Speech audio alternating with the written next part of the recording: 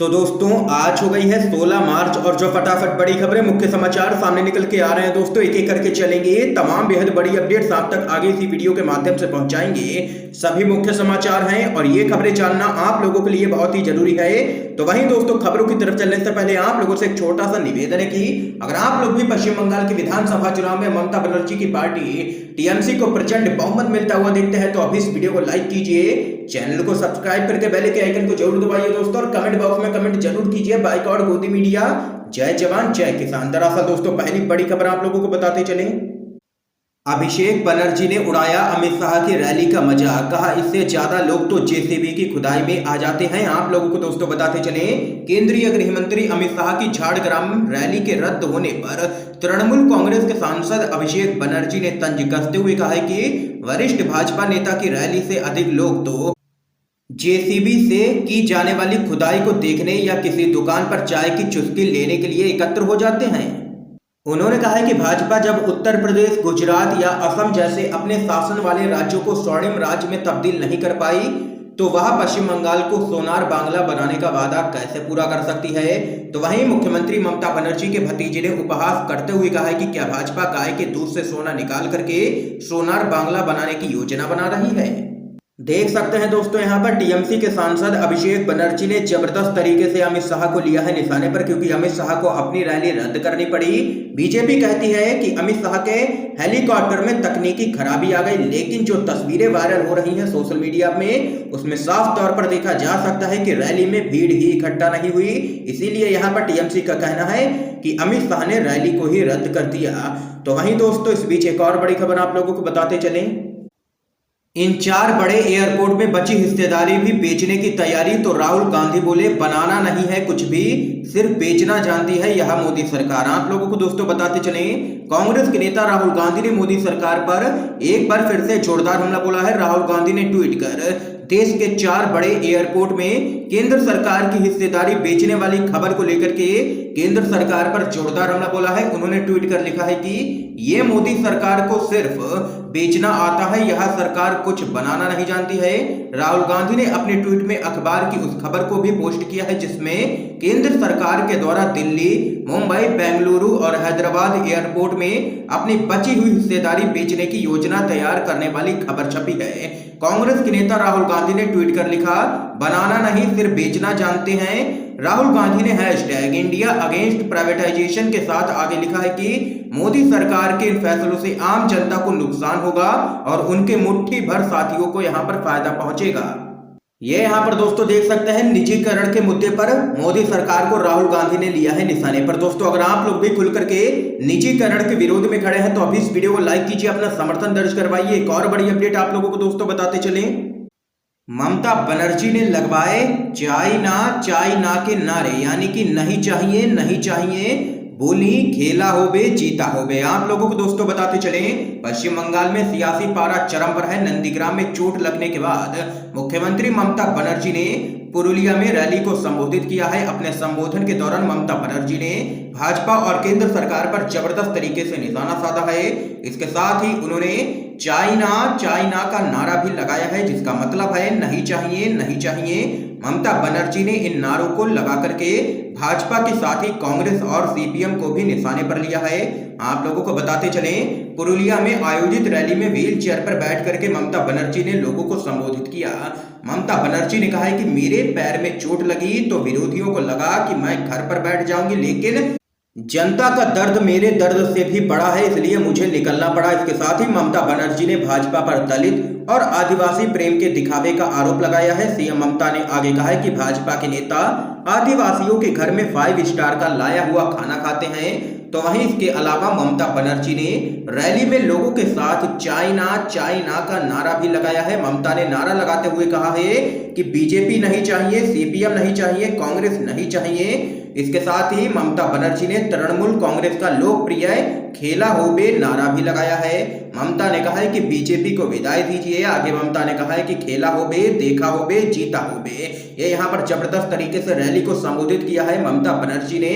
तो वहीं इस बीच एक और बड़ी खबर दोस्तों आप लोगों को बताते चलें, पंचायत चुनाव में आरक्षण पर योगी सरकार को लगा है बड़ा झटका। हाई कोर्ट ने 2015 की प्रणाली लागू करने का आदेश दिया। आप लोगों को दोस्तों बताते चलें, उत्तर प्रदेश की योगी सरकार को इलाहाबाद हाई कोर्ट की लखनऊ खंडपीठ से बड़ा झटका लगा है। हाई कोर्ट ने बड़ा फैसला देते हुए आगामी पंचायत चुनावों में सीट आरक्षण के लिए 2015 के नियमों का पालन करने का निर्देश दे दिया है। इसके साथ ही हाई कोर्ट ने योगी सरकार के उस आदेश पर पूरी तरह से रोक लगा दी है जिसमें पंचायतों और निकायों में आरक्षण के लिए 1995 की प्रणाली लागू करने का निर्देश दिया गया था। ये यहाँ पर दोस्तों देख सकते हैं, तगड़ा झटका लगा है योगी सरकार को हाई कोर्ट से पंचायत चुनाव को लेकर के। एक और बड़ी खबर इस बीच आप लोगों को दोस्तों बताते चलें, राज्यपाल सत्यपाल मलिक ने कहा, मैंने पीएम और गृह मंत्री से कहा किसानों को खाली हाथ मत लौटाना, वो 300 साल तक याद रखते हैं। आप लोगों को दोस्तों बताते चले, मोदी सरकार के द्वारा लाए गए कृषि कानूनों के खिलाफ दिल्ली के साथ साथ अन्य राज्यों में भी किसानों का विरोध प्रदर्शन लगातार चल रहा है। पश्चिम बंगाल विधानसभा चुनाव से पहले राज्य में किसानों ने भाजपा के खिलाफ मोर्चा खोल दिया है।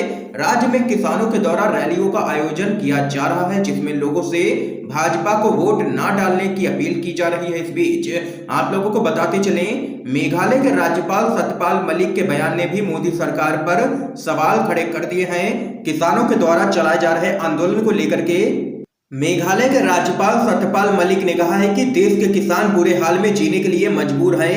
जब तक इस देश के किसान असंतुष्ट रहेंगे तब तक यह देश तरक्की की ओर अग्रसर नहीं हो पाएगा। इसके साथ ही उन्होंने किसानों के लिए एमएसपी को भी कानूनी मान्यता देने की बात कही है।